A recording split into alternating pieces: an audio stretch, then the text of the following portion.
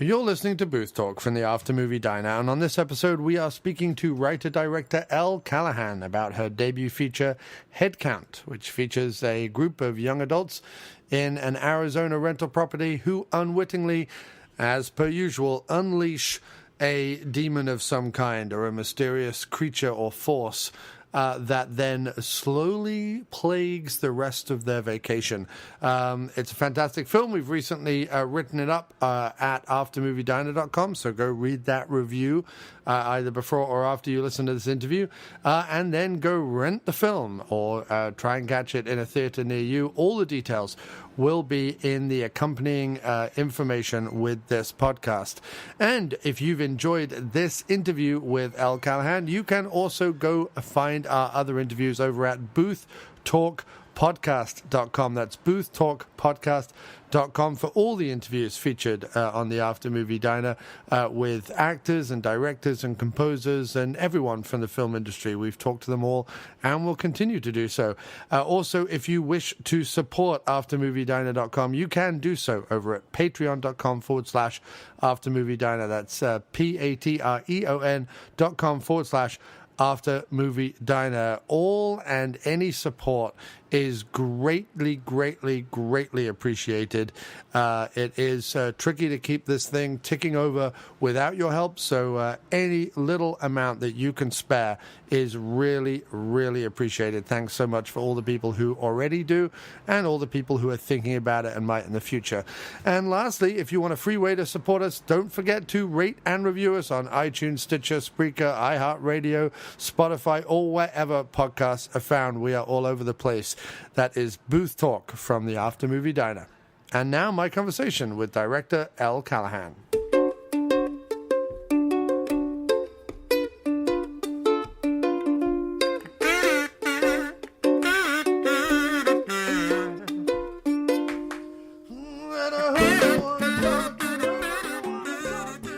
Loved Head Count, really enjoyed it, thought it was nice and original and new, and definitely something that we're looking forward to promoting on the site. What made this the story that you wanted to tell as your first feature? Well, I love folklore, and I really wanted my first feature to revolve around some type of monster. And the writer and I had recently gone out to Joshua Tree a year prior and just thought it was a really creepy landscape that hadn't been represented in film yet. And so we kind of took our experience out there with our friends, and I injected it with this monster that I thought up. And that kind of was a good expression of what I wanted my first footprint to be in terms of my first film. Nice. I was going to ask if the film was influenced at all by any real-life events, just because it did come across, the group of friends came across as sort of very natural and realistic in a non-kind of cliche way. Yeah, the writer and I went out to Joshua Tree with our friends, and we stayed in that exact same house that the film actually takes place in. And so when we were writing the script, we wrote it with that house in mind, and we knew it had a shack and a hot tub and was set up in a certain way. And then when we were shooting the film, we were fortunate enough to actually be able to shoot at that exact location. So the film is kind of very, very much like our experience out there, but minus all the death. Right, of course.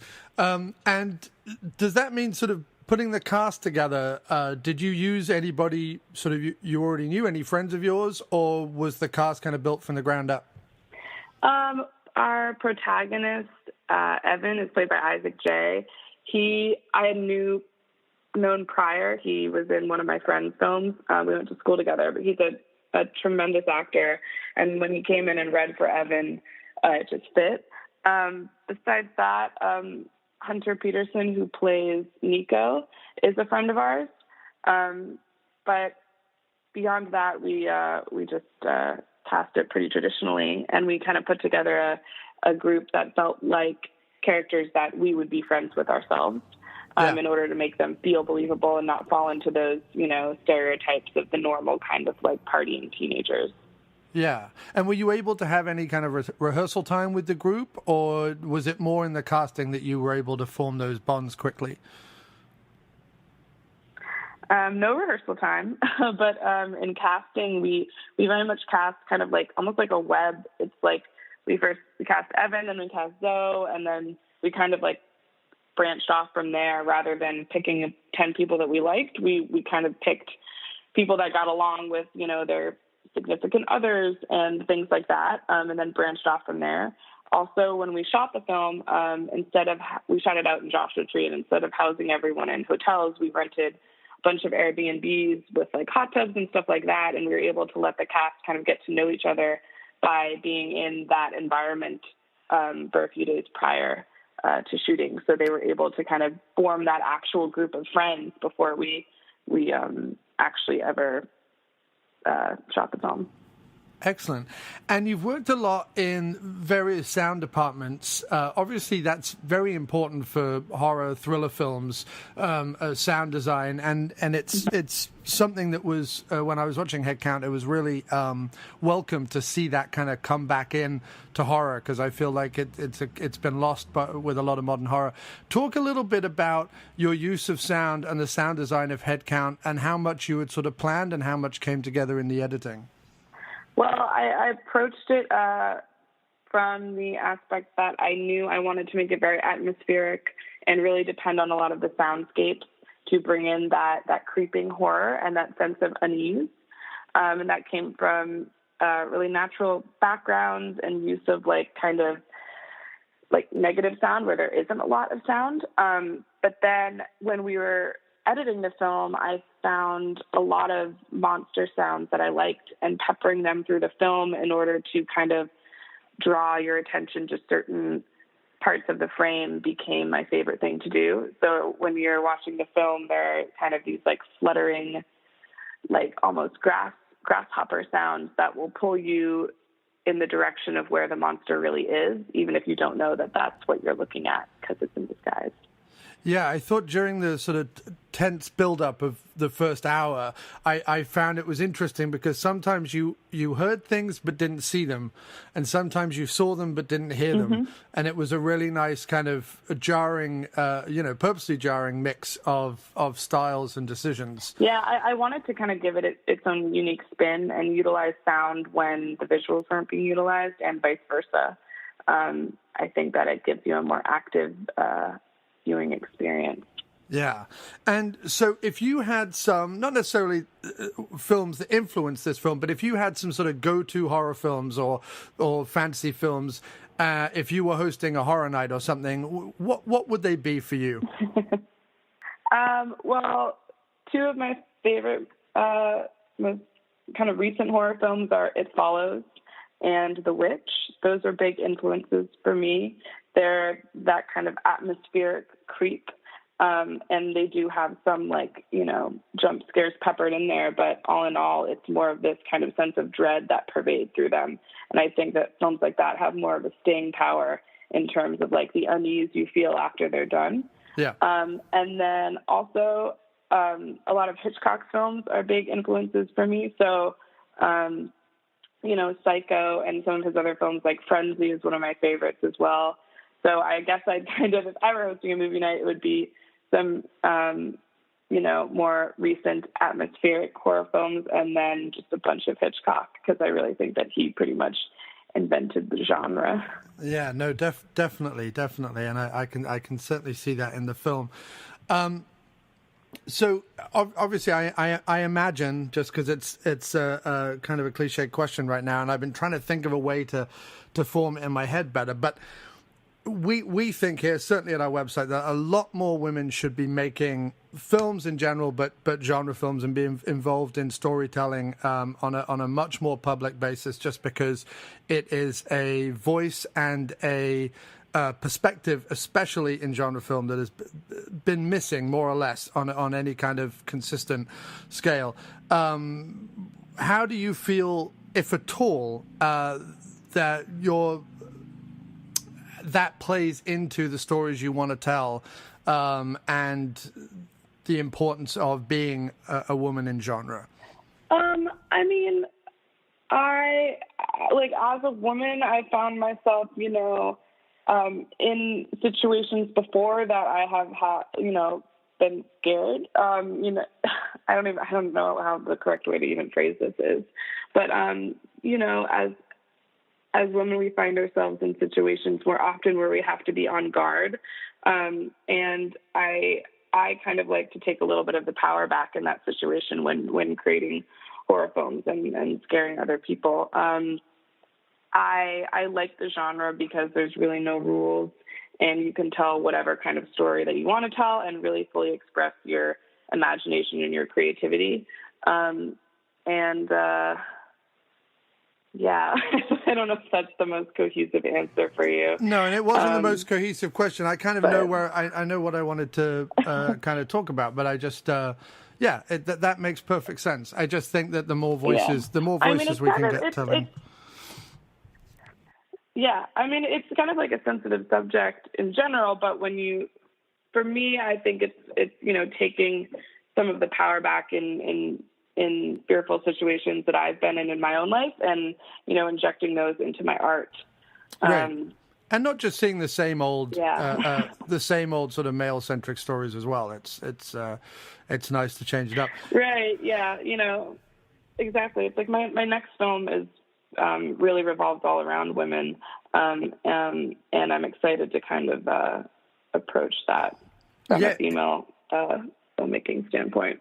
It has a nice provocative title, Witch Hunt, which again can play into lots of different things. Can you tell us anything about that at the moment, or are you still in the writing phase? We are shooting it in 6 days.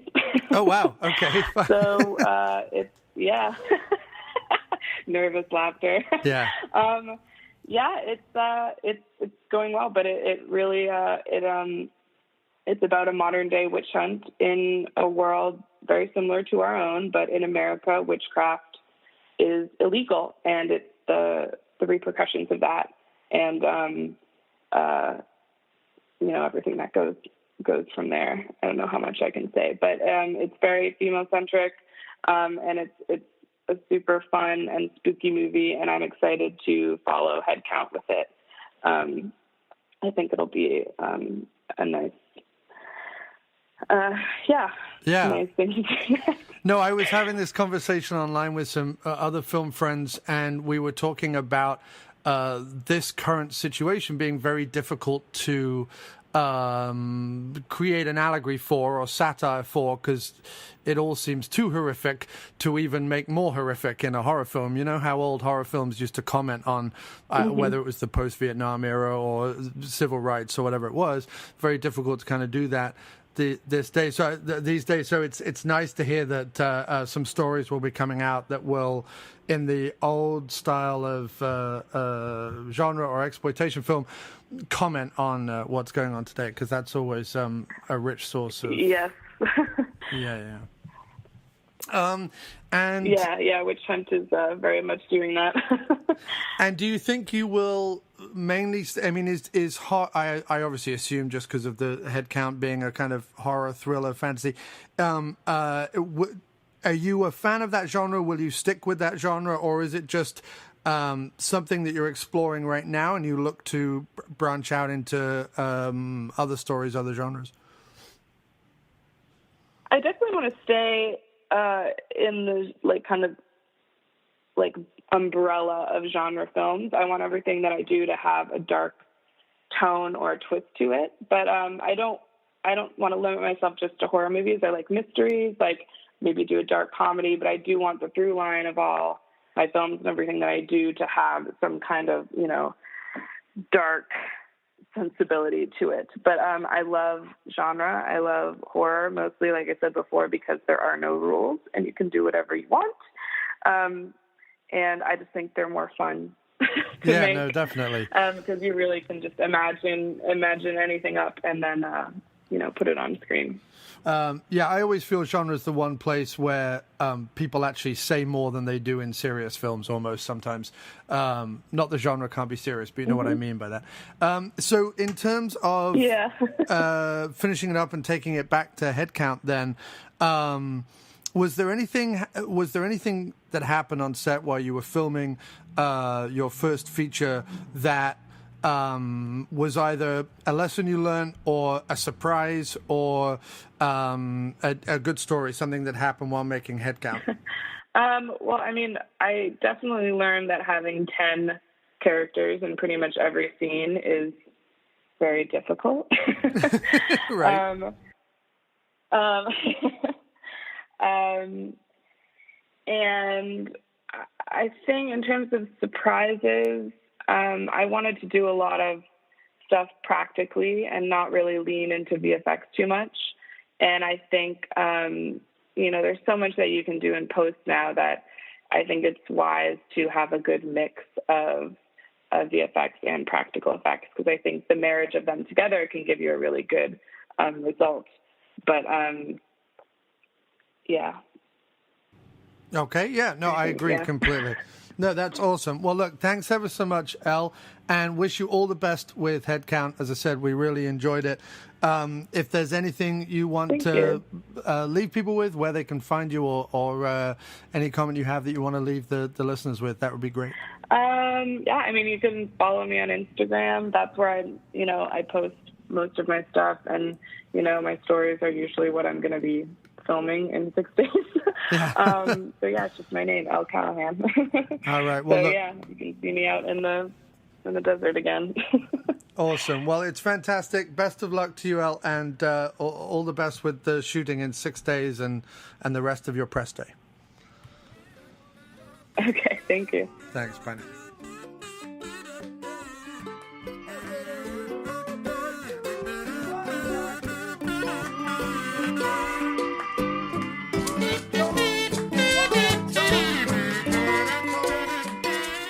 All right, so that was my conversation with Elle Callahan. I do hope you enjoy that, and I do hope it's encouraged you to check out Headcount. It's definitely worth a watch if you're a horror or thriller fan. Very atmospheric indeed. Anyway, check out the rest of our interviews over at boothtalkpodcast.com and support us over at patreon.com/aftermoviediner. That's patreon.com/aftermoviediner. Thanks for listening. More interviews coming soon.